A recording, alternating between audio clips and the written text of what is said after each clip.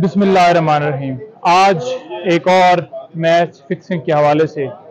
ताज़ा अपडेट ये है कि लाहौर हाई कोर्ट के अंदर जस्टिस अमजद रफीक साहब ने एक ऑर्डर पास किया एक पटिशन के ऊपर, हमारी एक दरख्वास्त के ऊपर जो हमने खान साहब की तरफ से दायर की थी, जिसमें ये गुजारिश की थी कि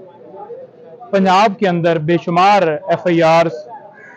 दी गई 9 मई के बाद और उनमें नॉमिनेट किया जा रहा है। किसी वक्त भी इमरान खान साहब को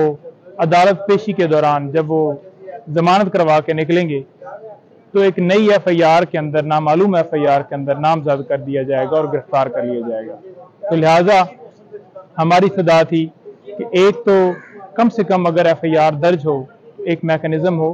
कोर्ट से जो है वो इजाज़त ली जाए, कोर्ट को एतमाद में लिया जाए, तब जाके किसी मुकदमे में अगर गिरफ्तार करना हो, ताकि ये ना हो कि एक नामालूम पर्चे के अंदर उठा लिया जाए, जिस तरह से 9 मई को इस्लामाबाद हाई कोर्ट से उठाया गया था। तो उस पर मोअज़्ज़ज़ जज ने एक तो नोटिस किया था सरकार को कि आप जितने चालान हैं वो सारी रिपोर्ट लेके आएँ पंजाब भर के, और दूसरा ये ज़बरदस्त उसके अंदर